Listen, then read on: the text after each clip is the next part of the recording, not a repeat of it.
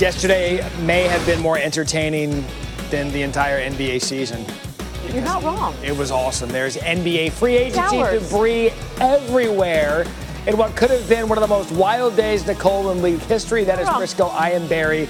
We are here for a power hour of TV, trying to make sense of everything that went down. So Woj didn't make all this stuff happen, but he pretty much is responsible for alerting us about all of it, because sleep for him is completely optional. We're going to start with the first Woj bomb, and it came an hour and 8 minutes before free agency officially opened. Kevin Durant to the Nets. He's leaving the Warriors for a contract that is actually less than the max allowed. More on that in a second, but first, the Nets, the new power team in the NBA. Okay, so next at 4:56 p.m., Woj tweeted Brooklyn is making a clean sweep, signing Kevin Durant, Kyrie Irving, and DeAndre Jordan. Just before 5 p.m., Nicole, it was declared Nets win the day, Knicks, nothing.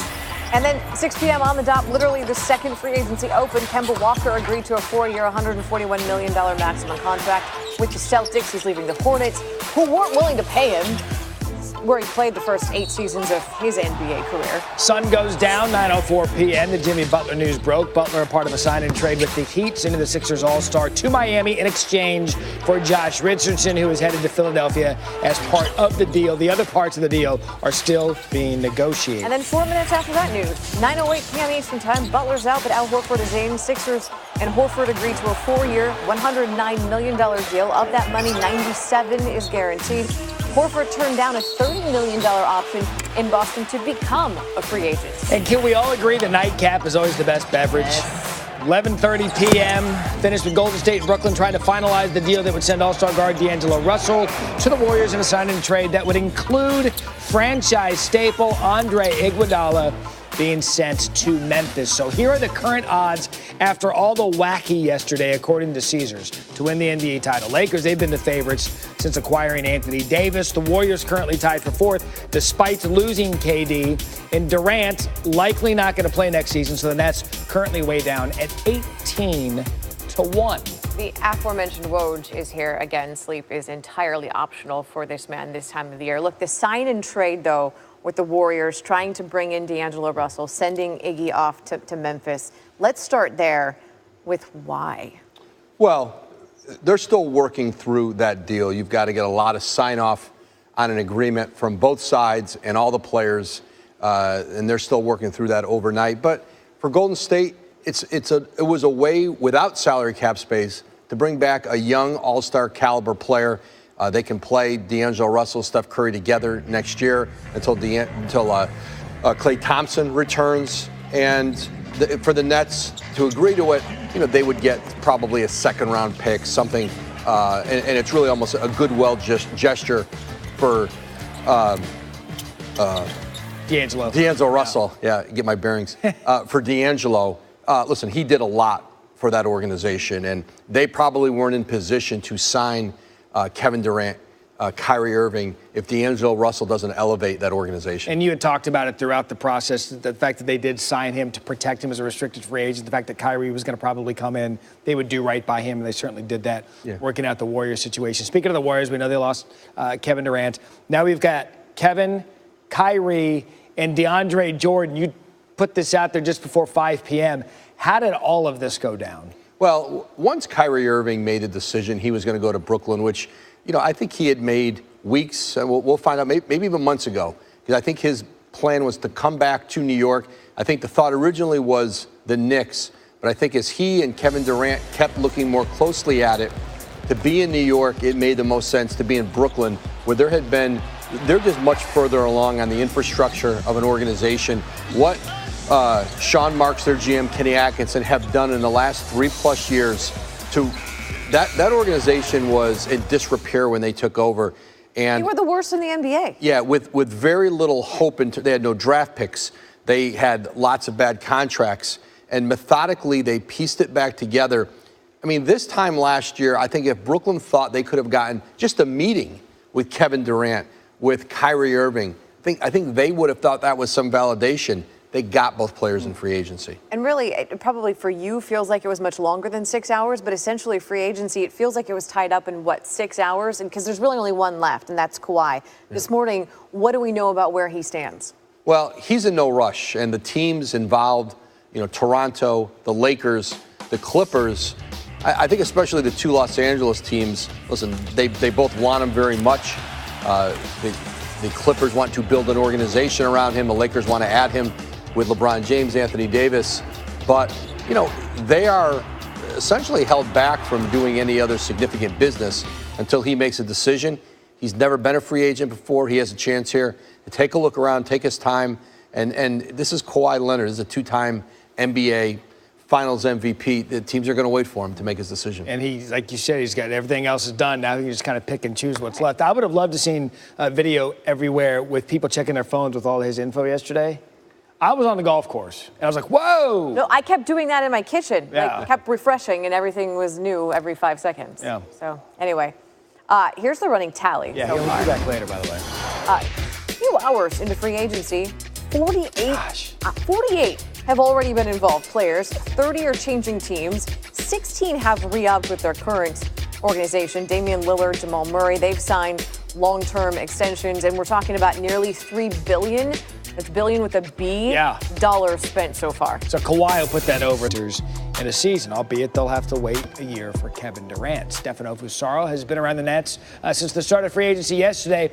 Stefano, what's the feeling like in Brooklyn right now following the news that KD and Kyrie are coming to town? Well, Matt, after the initial rush of free agency, when Adrian Wojnarowski announced that KD and Kyrie Irving were committed here to the Nets, I crossed over the bridge and came over just to kind of feel the vibe over here in Brooklyn. I was here at Barclays Center, and I can tell you that there was a ton of cars driving around. There was some Brooklyn Nets flags out here. There was fans cheering, honking their horns. There was actually a group of fans just outside here. This was about 8:30 at night last night. A group of fans out here with Nets jerseys on, cheering, taking selfies in front of the Barclays Center with their jerseys on, with KD and Kyrie signs on. So it's clearly excitement here. Now, despite the Knicks obviously being largely irrelevant on the court, this has always been the second fiddle team in New York City.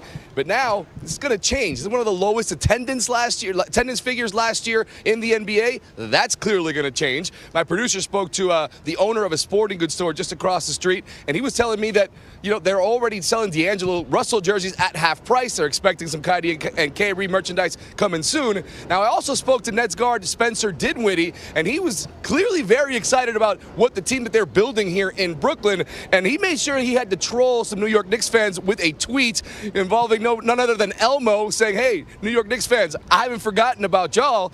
So he's clearly trolling. There is a lot of excitement surrounding the Brooklyn Nets franchise and here in Brooklyn, considering what they're starting to build, and really is the shifting of balance of power and basketball from New York City, from Manhattan over to Brooklyn. Yeah, and Steph, I would point out the team in Manhattan did not make the playoffs last year. The team where you are in Brooklyn did, so that momentum certainly starting to go to the offseason. Our Stefano Fusaro live outside the Barclays Center this morning. On the other side of this, we had mentioned the Knicks and their owner, Jim Dolan, were not prepared to offer Kevin Durant a full max due to concerns over his recovery. That, according to our Ramona Shelburne, who tweeted this out yesterday with the Achilles injury. They just weren't prepared to do it. And it makes some sense if you think about that. So what did the Knicks do in free agency in inking some players? Well, they did make some moves, signing a 3-year, $63 million deal. Not Kevin Durant, not Kawhi Leonard in all likelihood, not Kyrie Irving, certainly not Klay Thompson, not Jimmy Butler, not even Tobias Harris, absolutely positively nobody. And so when you look at it from that perspective, it just appears to be a very, very bad day for New York Knicks fans everywhere. Once again, they look like losers in all of this. And the team that's just 20 minutes away in Brooklyn looks like the winner. Sean Marks and Kenny Atkinson and the Nets ownership in 3 to 5 years established what we've been waiting for the Knicks to do for maybe more than a quarter century, and that is attract a marquee free agent to New York City. I don't recall when they've done it since the 70s, to be quite honest with you, and I'm not even sure about that. Let's go big picture in the East. We're not quite sure what's going to happen with the Raptors if Kawhi Leonard decides to stay there or go to Southern California. But now you have Kemba Walker in Boston. You have Kyrie and KD in another year in Brooklyn. Now you have Al Horford and Tobias Harris back in Philadelphia. Jimmy Butler now evidently going to Miami. What is that power structure right now in the East?